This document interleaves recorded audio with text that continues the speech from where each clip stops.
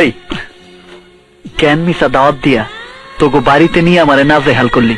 বিশ্বাস কর, কাল আমার খালা মইরা গেছে তো, তাই মার মনটা খুব খারাপ, রান্না বান্না কিছুই করতে পারে নাই। আহারে, তাই নাস্তাগুলো আপনি নিজে হাতে বানাইছেন না? হ্যাঁ। এটা নারকেলের নাড়ু না সুপারি? আর শরবত না মরিচের গুঁড়া?